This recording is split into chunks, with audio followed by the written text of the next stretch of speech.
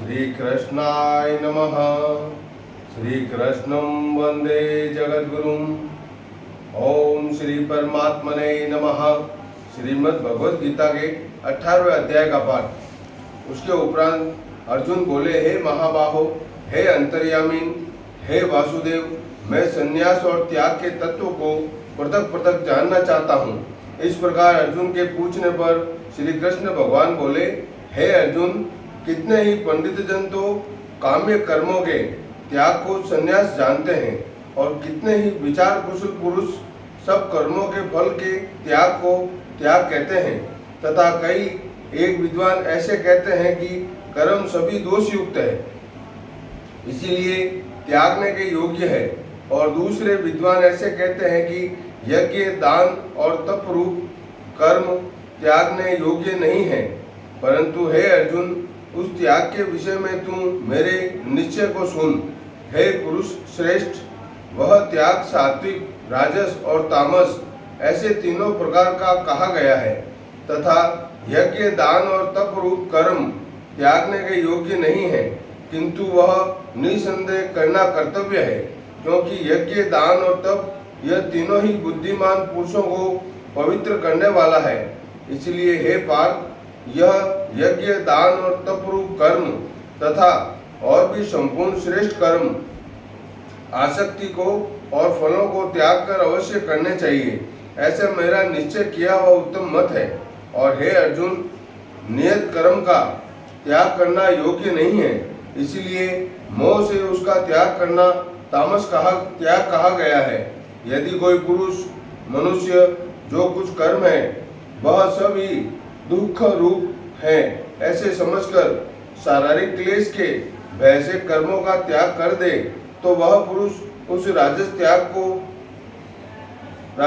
को करके भी त्याग के फल को प्राप्त नहीं होता है, अर्थात उसका वह त्याग करना व्यर्थ ही हो जाता है।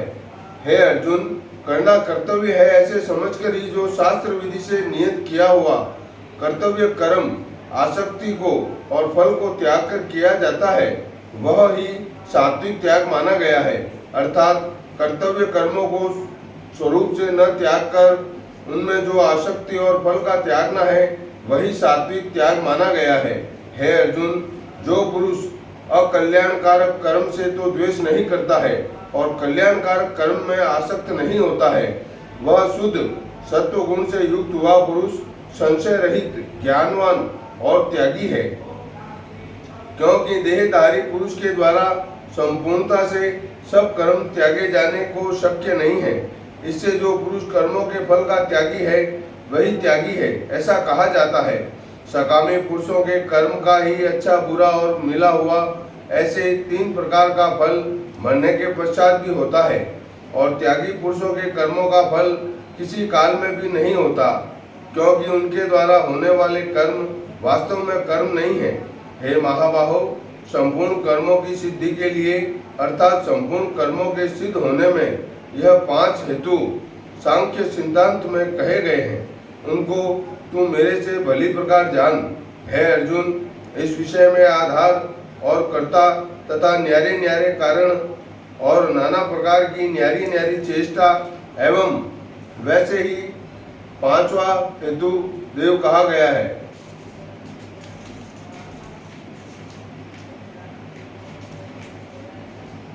क्योंकि मनुष्य मन, वाणी और शरीर से शास्त्र के अनुसार अथवा विपरीत जो भी कुछ कर्म आरंभ करता है उसके ये 5 ही कारण हैं। परंतु ऐसे होने पर भी जो पुरुष अशुद्ध बुद्धि होने के कारण उस विषय में केवल शुद्ध स्वरूप आत्मा को करता देखता है, वह मलिन बुद्धि वाला अज्ञानी यथार्थ नहीं देखता है। हे अर्जुन, जिस पुरुष के अंतःकरण में मैं करता हूँ ऐसा भाव नहीं है, वह तथा जिसकी बुद्धि सांसारिक पदार्थों में और संपूर्ण कर्मों में लिपायमान नहीं होती, वह पुरुष इन सब लोगों को मारकर भी वास्तव में न तो मरता है, न मारता है और न पाप से बनता है।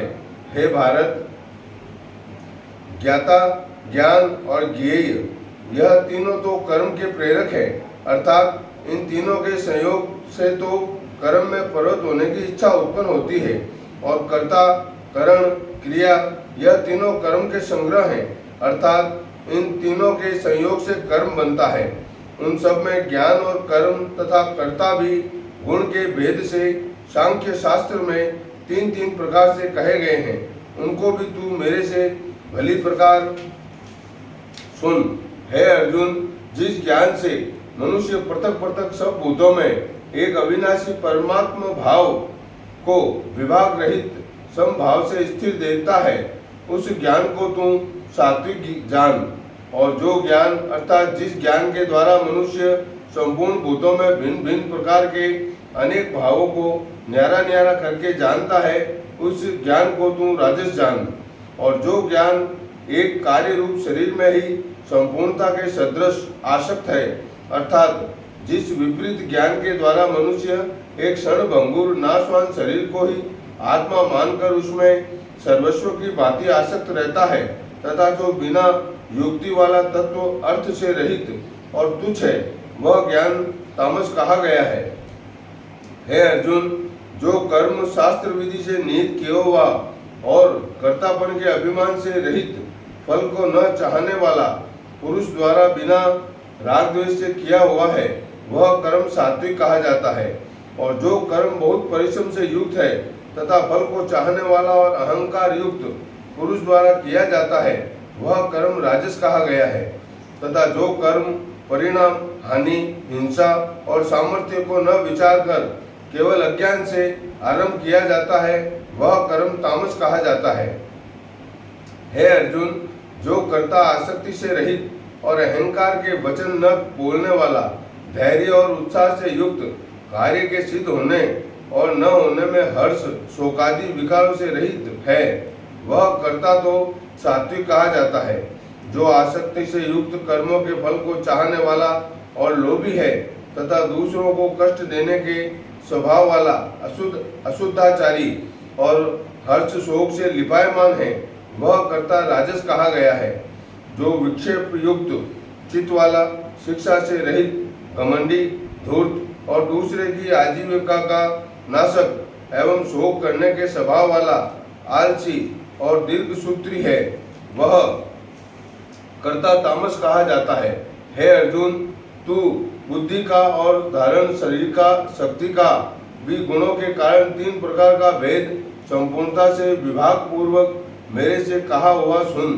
हे पार्थ, प्रवृत्ति मार्ग और निवृत्ति मार्ग को तथा कर्तव्य और अकर्तव्य को एवं भय और अभय को तथा बंधन और मोक्ष को जो जिस बुद्धि तत्व से जानती है, वह बुद्धि तो सात्विकी है। हे पार्थ, जिस बुद्धि के द्वारा मनुष्य धर्म और अधर्म को तथा कर्तव्य और अकर्तव्य को भी यथार्थ नहीं जानता है, वह बुद्धि राजसी है। और हे अर्जुन, जो तमोगुण से आवृत हुई बुद्धि अधर्म को धर्म ऐसा मानती है तथा और भी संपूर्ण अर्थों को विपरीत ही मानती है, वह बुद्धि तामसी है। हे पार्थ, ध्यान योग के द्वारा जिस अव्यभिचारिणी धारणा से मनुष्य मन, प्राण और इंद्रियों की क्रियाओं को धारण करता है, वह धारणा तो सात्विकी है। और हे प्रथापुत्र अर्जुन, फल की इच्छा वाला मनुष्य अति आसक्ति से जिस धारणा के द्वारा धर्म, अर्थ और कामों को धारण करता है, वह धारणा राजसी है। तथा हे पार्थ, दुष्ट बुद्धि वाला मनुष्य जिस धारणा के द्वारा निद्रा, भय, चिंता और दुख को एवं उन्मत्तता को भी नहीं छोड़ता है, अर्थात धारण किए रहता है, वह धारणा तामसी है। हे अर्जुन, अब सुख भी तू तीन प्रकार का मेरे से सुन। हे भरतश्रेष्ठ, जिस सुख में साधक पुरुष भजन, ज्ञान और सेवादि के अभ्यास से रमण करता है और दुखों के अंत को प्राप्त होता है, वह सुख प्रथम साधन के आरंभ काल में यद्यपि विष के सदृश भासता है, परंतु परिणाम में अमृत के तुल्य है। इसीलिए जो भगवत विषयक बुद्धि के प्रसाद से उत्पन्न हुआ सुख है, वह सात्विक कहा गया है। जो सुख विषय और इंद्रियों के संयोग से होता है, वह यद्यपि भोगकाल में अमृत के सदृश भासता है, परंतु परिणाम में विष के सदृश है। इसीलिए वह सुख राजस कहा गया है। तथा जो सुख भोगकाल में और परिणाम में भी आत्मा को मोहने वाला है, वह निंद्रा, आलस्य और प्रमाद से उत्पन्न हुआ सुख तामस कहा गया है। और हे अर्जुन, पृथ्वी में या स्वर्ग में अथवा देवताओं में ऐसा वह कोई भी प्राणी नहीं है कि जो मन प्रकृति से उत्पन्न हुए तीनों गुणों से रहित हो, क्योंकि यावन मात्र सर्व जगत त्रिगुणमयी माया का ही विकार है। इसलिए हे परम तप, ब्राह्मण, क्षत्रिय और वैश्यों के तथा शूद्रों के भी कर्म स्वभाव से उत्पन्न हुए गुणों करके विभक्त किए गए हैं, अर्थात पूर्वकृत कर्मों के संस्कार रूप स्वभाव से उत्पन्न हुए गुणों के अनुसार विभक्त किए गए हैं।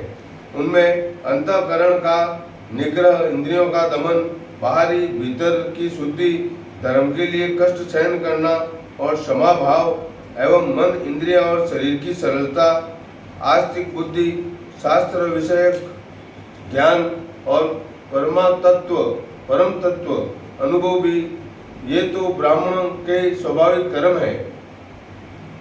शूरवीरता, तेज, धैर्य, चतुरता और युद्ध में भी न भागने का स्वभाव एवं दान और स्वामी भाव अर्थात निस्वार्थ भाव से सबका हित सोचकर शास्त्र ज्ञानानुसार शासन द्वारा प्रेम के सहित पुत्र तुल्य प्रजा को पालन करने का भाव, यह सब क्षत्रिय के स्वाभाविक कर्म है। खेती, गोपालन और क्रय विक्रय रूप सत्य व्यवहार ये वैश्य के स्वाभाविक कर्म है। और सब वर्णों की सेवा करना यह शूद्र का भी स्वाभाविक कर्म है। एवं इस अपने अपने स्वाभाविक कर्मों में लगा हुआ मनुष्य भगवत प्राप्ति रूप परम सिद्धि को प्राप्त होता है। परंतु जिस प्रकार से अपने स्वाभाविक कर्म में लगा हुआ मनुष्य परम सिद्धि को प्राप्त होता है, उस विधि को तू मेरे से सुन। हे अर्जुन, जिस परमात्मा से सर्वभूतों की उत्पत्ति हुई है और जिससे यह सर्व जगत व्याप्त है, उस परमेश्वर को अपने स्वाभाविक कर्म द्वारा पूज कर मनुष्य परम सिद्धि को प्राप्त होता है।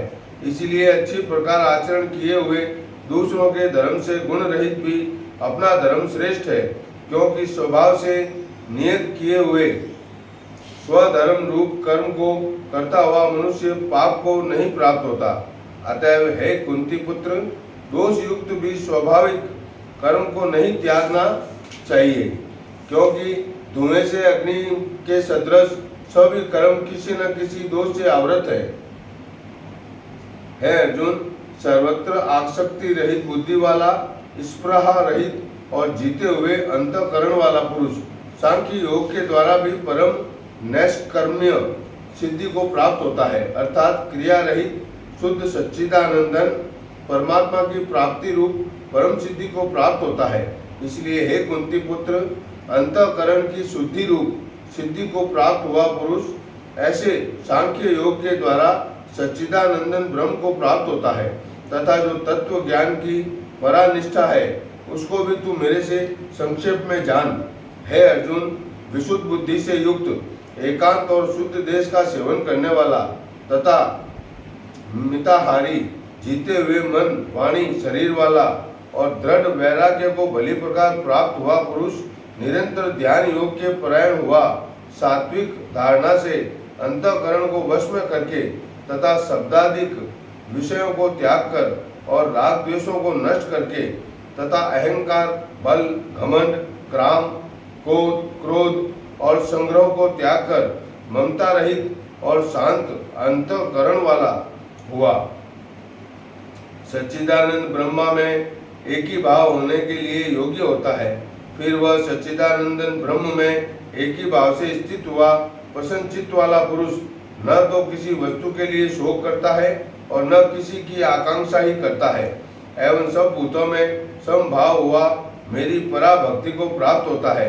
उस पराभक्ति के द्वारा मेरे को तत्व से भली प्रकार जानता है कि मैं जो और जिस प्रभाव वाला हूँ, तथा उस भक्ति से मेरे को तत्व से जानकर तत्काल ही मेरे में प्रवेश हो जाता है, अर्थात अनन्य भाव से मेरे को ही प्राप्त हो जाता है। फिर उसकी दृष्टि में मुझ वासुदेव के सिवा और कुछ भी नहीं रहता। मेरे परायण हुआ निष्काम कर्म योगी तो संपूर्ण कर्मों को सदा करता हुआ मेरी कृपा से सनातन अविनाशी परम पद को प्राप्त हो जाता है। इसलिए हे अर्जुन, तू सब कर्मों को मन से मेरे में अर्पण करके मेरे परायण हुआ समत्व बुद्धि रूप निष्काम कर्म योग का अवलंबन करके निरंतर मेरे में चित्त वाला हो।